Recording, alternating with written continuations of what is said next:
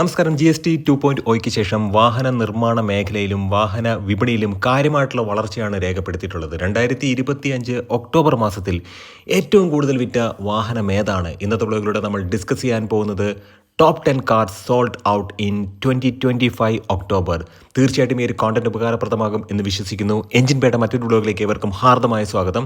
നമ്മുടെ വ്ലോഗും നമ്മുടെ ഇത്തരത്തിലുള്ള അപ്ഡേറ്റഡ് ആയിട്ടുള്ള കോണ്ടന്റുകളൊക്കെ നിങ്ങൾക്ക് ഉപകാരപ്രദമാകുന്നുണ്ടെങ്കിൽ തീർച്ചയായിട്ടും നമ്മുടെ ചാനലിനെ ഒന്ന് സപ്പോർട്ട് ചെയ്യുക, സബ്സ്ക്രൈബ് ചെയ്യുക, മാക്സിമം ലൈക്ക് ചെയ്യുക, ഷെയർ ചെയ്യുക, കമൻറ്റ് ചെയ്യുക. 10ാമത്തെ സ്ഥാനത്ത് വന്നിട്ടുള്ളൊരു വാഹനം മാരുതി സുസുക്കിയുടെ സ്വിഫ്റ്റാണ്. സ്വിഫ്റ്റിൻ്റെ സെയിൽ കുറഞ്ഞു എന്നുള്ളത് വാസ്തവമാണ്. കാരണം ഇത്തരത്തിൽ ഒരുപാട് ബെനിഫിറ്റ് ഈ ഒരു വാഹനത്തിന് ലഭിച്ചു. അതായത് GST വഴി ഒരുപാട് ബെനിഫിറ്റ് ലഭിച്ചിട്ട് പോലും ഈ ഒരു വാഹനം പിറകോട്ട് പോകുന്ന ഒരു കാഴ്ചയാണ് ഇപ്പോൾ നമുക്ക് കാണാൻ കഴിയുന്നത്. 10ാം സ്ഥാനത്ത് സ്വിഫ്റ്റ് വന്നു എന്ന് പറയുമ്പോഴത്തേക്കും എന്താണ് അർത്ഥമാക്കുന്നത്? കാരണം GST 2.0 വന്നതോടുകൂടി ഏറ്റവും കൂടുതൽ ബെനിഫിറ്റ് കിട്ടിയത് SUV കാറ്റഗറിയിലാണ്. അതിൽ തന്നെ ഏറ്റവും കൂടുതൽ ബെനിഫിറ്റ് കിട്ടിയത് കോമ്പാക്ട് SUV വാഹനങ്ങൾക്കാണ്.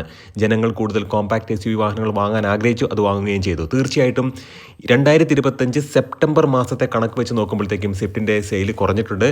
ഒക്ടോബർ മാസത്തിൽ 15,542 യൂണിറ്റുകൾ മാത്രമാണ് ഈ ഒരു വാഹനം വിറ്റത്. 1.2 നാച്ചുറലി ആസ്പിറേറ്റഡ് 3 സിലിണ്ടർ എഞ്ചിനാണുള്ളത്. നമുക്കറിയാം സെറ്റൽ എന്ന് പറയുന്ന എഞ്ചിനാണ്. CNGയിലും ഈ ഒരു വാഹനം അവൈലബിൾ ആണ്. 5,74,000 മുതൽ 8,80,000 വരെയാണ് ഈ ഒരു വാഹനത്തിൻ്റെ എക്സ് ഷോറൂം പ്രൈസ്. ഇനി 9ാമത്തെ സ്ഥാനത്ത് ഇന്ന് വരും, നാളെ വരും, മറ്റന്നാൾ വരും, എങ്ങനെ അപ്ഡേഷൻ വരുന്നു എന്നുള്ള വാർത്തകൾ വന്നുകൊണ്ടിരുന്നിട്ടുണ്ടായിരുന്നു. തീർച്ചയായിട്ടും ഇതുവരെ ഒരു അപ്ഡേഷനും ഈ ഒരു വാഹനത്തിന് വന്നിട്ടുള്ള ടാറ്റ മോട്ടോഴ്സിൻ്റെ പഞ്ചാണ്. 16,810 യൂണിറ്റുകളാണ് 2025 ഒക്ടോബർ മാസത്തിൽ അവർക്ക് ഈ ഒരു പർട്ടിക്കുലർ മോഡലിന് വിൽക്കാൻ കഴിഞ്ഞിട്ടുള്ളൂ. പെട്രോളിൽ അവൈലബിൾ ആണ്, CNGയിൽ അവൈലബിൾ ആണ്. തീർച്ചയായിട്ടും നമ്മൾ മനസ്സിലാക്കേണ്ട മറ്റൊരു കാര്യം, ഈ ഒരു വാഹനത്തിൻ്റെ ഇലക്ട്രിക് വേർഷൻ നല്ല രീതിക്ക് മാർക്കറ്റിൽ ചലനങ്ങൾ ഉണ്ടാക്കിക്കൊണ്ടിരിക്കുന്നുണ്ട്. 5,50,000 മുതൽ 9,30,000 വരെയാണ് ഈ ഒരു വാഹനത്തിൻ്റെ പെട്രോൾ വേർഷൻ. അത് 3 സിലിണ്ടർ ആണ്. എന്നാൽ പോലും അത്യാവശ്യം വെയിറ്റുള്ളൊരു വാഹനമാണ്. 4 സിലിണ്ടർ എഞ്ചിൻ കൊടുത്താൽ തീർച്ചയായിട്ടും ഈ ഒരു വാഹനത്തിൻ്റെ പ്രകടനത്തെ അത് കാര്യമായിട്ട് ബാധിക്കും. അതുകൊണ്ട് തന്നെയാണ് റെവട്രോൺ എന്ന് പറയുന്ന 3 സിലിണ്ടർ എഞ്ചിൻ ഇപ്പോഴും ടാറ്റ നിലനിർത്തുന്നത്. തീർച്ചയായിട്ടും ടാറ്റ ആൾട്രോസിലുള്ള ആ 1.5 ഡീസൽ എഞ്ചിൻ ഈ ഒരു വാഹനം പഞ്ചിലേക്ക് വന്നിരുന്നെങ്കിൽ നല്ല രീതിക്കുള്ളൊരു സെയിൽ തീർച്ചയായിട്ടും ഈ ഒരു വാഹനത്തിന് ലഭിച്ചേനെ. 9,99,000 മുതൽ 14,44,000 വരെയാണ് ഈ ഒരു വാഹനത്തിൻ്റെ ഇലക്ട്രിക് വേർഷൻ്റെ എക്സ് ഷോറൂം പ്രൈസ്. ഇനി 8ാം സ്ഥാനത്ത് മാരുതി സുസുക്കിയുടെ ബലീനോ ആണ്. 16,873 യൂണിറ്റുകളാണ് 2025 ഒക്ടോബർ മാസത്തിൽ അവർക്ക് വിൽക്കാൻ കഴിഞ്ഞിട്ടുള്ളത്. തീർച്ചയായിട്ടും നമ്മൾ മനസ്സിലാക്കേണ്ട ഒരു കാര്യം, ഹാച്ച് ബാക്ക് വാഹനങ്ങളുടെ പ്രചാരം കാര്യമായിട്ട് ബാധിക്കുന്നുണ്ട് പുതിയ GST വന്നതോടുകൂടി. പെട്രോളിൽ ഈ ഒരു വാഹനം അവൈലബിൾ ആണ്, CNGയിലും ഈ ഒരു വാഹനം അവൈലബിൾ ആണ്. 5,99,000 മുതൽ 9,10,000 വരെയാണ് ഈ ഒരു വാഹനത്തിൻ്റെ എക്സ് ഷോറൂം പ്രൈസ്. ബലീനോയുടെ സെയിം പ്ലാറ്റ്ഫോമിൽ വരുന്ന മറ്റൊരു വാഹനം, അതാണ് 7ാം സ്ഥാനത്ത് മാരുതി സുസുക്കിയുടെ ഫ്രോങ്സ്. ക്രോസ് ഓവർ SUV എന്നൊക്കെ വിളിച്ചാൽ പോലും ബലീനോയുടെ പ്ലാറ്റ്ഫോമിൽ വരുന്ന ബലീനോയുടെ മറ്റൊരു അവതാരം എന്നൊക്കെ തീർച്ചയായിട്ടും ഈ ഒരു വാഹനത്തെ പറയാം. എന്നാലും ഈ ഒരു വാഹനത്തിലിരിക്കുന്ന എഞ്ചിൻ സെയിം ആണ്. ബലീനോയായിട്ട് കമ്പയർ ചെയ്യുമ്പോഴത്തേക്കും സെയിം എഞ്ചിനാണ്. 1.2 നാച്ചുറലി ആസ്പിറേറ്റഡ് 4 സിലിണ്ടർ എഞ്ചിനാണ്. കേറ്റൽ N എന്ന് പറയുന്ന എഞ്ചിനാണ്.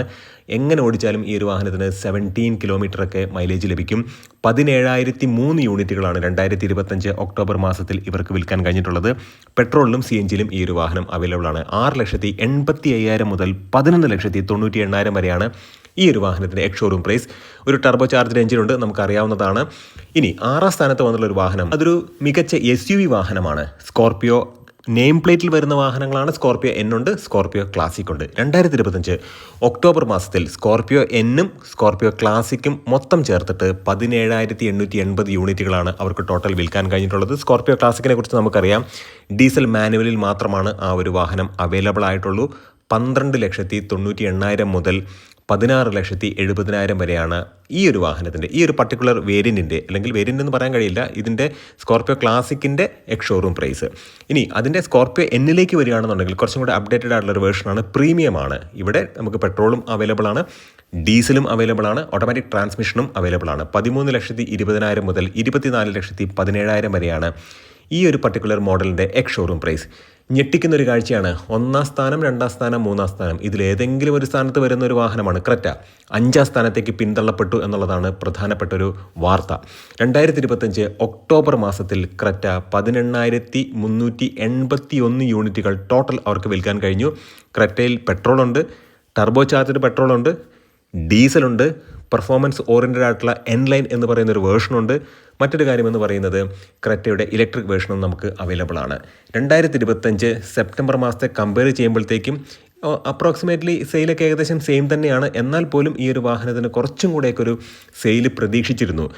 18,02,000 മുതൽ 24,55,000 വരെയാണ് ഇലക്ട്രിക് വേർഷൻ്റെ എക്സ് ഷോറൂം പ്രൈസ്. എന്നാൽ 10,73,000 മുതൽ 20,20,000 വരെയാണ് പെട്രോൾ വേർഷൻ്റെ എക്സ് ഷോറൂം പ്രൈസ്. ഇനി 4ാം സ്ഥാനത്തുള്ളൊരു വാഹനം, അതും ഞെട്ടിച്ചു. 1ാം സ്ഥാനത്തൊക്കെ വരുന്നൊരു വാഹനമാണ് വാഗണാറാണ്. മാരുതി സുസുക്കിയുടെ പൊന്മുട്ടയിടുന്ന താറാവ് എന്നൊക്കെ വിളിക്കുന്ന വാഗണാർ 1 ലിറ്ററിലും 1.2ലും അവൈലബിൾ ആണ്. 1 ലിറ്റർ എന്ന് പറയുന്നത് അത്യാവശ്യം ആരോഗ്യക്കുറവുള്ളൊരു വാഹനം തന്നെയാണ്. 1.2 ആണ് കുറച്ചും കൂടെ ഒരു ബെറ്റർ. ഓട്ടോമാറ്റിക് ട്രാൻസ്മിഷനൊക്കെ നിങ്ങൾ എടുക്കുകയാണെന്നുണ്ടെങ്കിൽ തീർച്ചയായിട്ടും 1.2 എടുക്കുക. 1.2 എന്ന് പറയുന്നത് K12N എന്ന് പറയുന്ന എഞ്ചിനാണ്. പെട്രോളിലും CNGയിലും ഈ ഒരു വാഹനം അവൈലബിൾ ആണ്. 2025 ഒക്ടോബർ മാസത്തിൽ 18,970 യൂണിറ്റുകൾ അവർ ടോട്ടൽ വിൽക്കാൻ കഴിഞ്ഞു. 4,99,000 മുതൽ 6,95,000 വരെയാണ് ഈ ഒരു വാഹനത്തിൻ്റെ എക്സ് ഷോറൂം പ്രൈസ്. ഇനി 3ാം സ്ഥാനത്തുള്ളൊരു വാഹനം MPV സെഗ്മെൻറ്റിൽ വരുന്നൊരു വാഹനമാണ് മാരുതി സുസുക്കിയുടെ എർട്ടിക. 2025 ഒക്ടോബർ മാസത്തിൽ 20,087 യൂണിറ്റുകളാണ് അവർക്ക് ടോട്ടൽ വിൽക്കാൻ കഴിഞ്ഞിട്ടുള്ളത്. ടാക്സി സെഗ്മെൻറ്റിലേക്ക് വാഗണാറും എർട്ടികയൊക്കെ ഒരുപാട് വിൽക്കുന്നുണ്ട്. അത് ഇതിൻ്റെ സെയിലിനെ നല്ല രീതിക്ക് എൻഹാൻസ് ചെയ്യുന്നുണ്ട്. CNGയിലും അവൈലബിൾ ആണ്, പെട്രോളിലും അവൈലബിൾ ആണ്. 8,80,000 മുതൽ 12,94,000 വരെയാണ് ഈ ഒരു വാഹനത്തിൻ്റെ എക്സ് ഷോറൂം പ്രൈസ്. ഇനി 2ാം സ്ഥാനത്തുള്ളൊരു വാഹനം Z12E എന്ന് പറയുന്ന 3 സിലിണ്ടർ എഞ്ചിനുമായിട്ട് വന്ന ഒരു വാഹനമാണ്. 4 സിലിണ്ടർ അല്ല, 3 സിലിണ്ടർ ആണ്. എന്നാലും 1200 cc ഈ ഒരു വാഹനത്തിനുണ്ട്.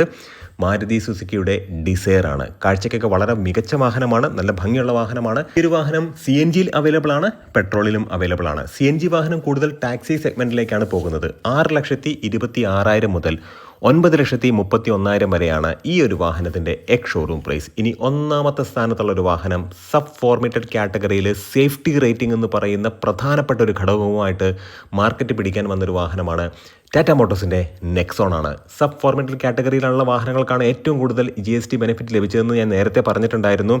1 ലക്ഷത്തിന് മുകളിലൊക്കെയാണ് എക്സ്പെഷ്യലി ഡീസൽ വാഹനങ്ങൾക്കൊക്കെ ബെനിഫിറ്റ് ലഭിച്ചത്. പക്ഷേ ഡീസൽ വാഹനങ്ങൾ നിങ്ങൾ എടുക്കുമ്പോൾ, ഞാൻ ജസ്റ്റ് ഒന്ന് ആഡ് ചെയ്തതേ ഉള്ളൂ, നല്ല രീതിക്ക് നിങ്ങൾക്ക് റണ്ണിങ് ഉണ്ടെങ്കിൽ മാത്രമാണ് അത്തരം വാഹനങ്ങൾ എടുക്കാൻ പാടുള്ളൂ. അതുമാത്രമല്ല, നിങ്ങൾ ടൗണിലേക്ക് ഇട്ട് മാക്സിമം ഓടിക്കുന്ന വാഹനമാണെങ്കിൽ തീർച്ചയായിട്ടും DPF ഇഷ്യൂ കാര്യങ്ങളൊക്കെ വരും. തീർച്ചയായിട്ടും നിങ്ങൾക്കത് ക്ലാരിഫൈ ചെയ്ത് റെക്ടിഫൈ ചെയ്യാവുന്നതാണ്. നല്ല രീതിക്ക് ഹൈവേയിൽ നല്ല RPMൽ ഈ ഒരു വാഹനം ഓടിച്ചാൽ, ഡീസൽ വാഹനങ്ങൾ ഓടിച്ചാൽ തീർച്ചയായിട്ടും DPFൻ്റെ ഇഷ്യൂസൊക്കെ മാറും എന്നുള്ളതാണ് അതിൻ്റെ ടെക്നിക്കൽ സൈഡ്. പക്ഷേ നമ്മൾ നോക്കേണ്ട ഒരു കാര്യം, നമ്മൾ ഡീസൽ വാഹനങ്ങൾക്ക് കൂടുതൽ പണം കൊടുത്താൽ പോലും നമ്മൾക്ക് ആ റണ്ണിങ് എന്ന് പറയുന്ന, അല്ലെങ്കിൽ അവിടെ കിട്ടുന്ന മൈലേജ് എന്ന് പറയുന്നതിനെ അത്ര നോക്കുമ്പോൾ ഇത്തരത്തിലുള്ള DPF സംബന്ധമായിട്ടുള്ള ഇഷ്യൂസൊക്കെ വന്നാൽ നല്ല രീതിക്കുള്ള എക്സ്പെൻസ് വരാനുള്ള സാധ്യതയുണ്ട്. അങ്ങനെ നോക്കുമ്പോഴത്തേക്ക് ഈ ഒരു വാഹനത്തെ നമ്മൾ പർട്ടിക്കുലർ നോക്കുകയാണെന്നുണ്ടെങ്കിൽ ഡീസൽ അവൈലബിൾ ആണ്, പെട്രോൾ അവൈലബിൾ ആണ്, ഇലക്ട്രിക് അവൈലബിൾ ആണ്, CNGയിലും ഈ ഒരു വാഹനം അവൈലബിൾ ആണ്. 2025 ഒക്ടോബർ മാസത്തിൽ 22,083 യൂണിറ്റുകളാണ് മൊത്തമായിട്ട് വിറ്റഴിഞ്ഞത്. തീർച്ചയായിട്ടും നമ്മൾ മനസ്സിലാക്കേണ്ട ഒരു കാര്യം, 7,32,000 മുതൽ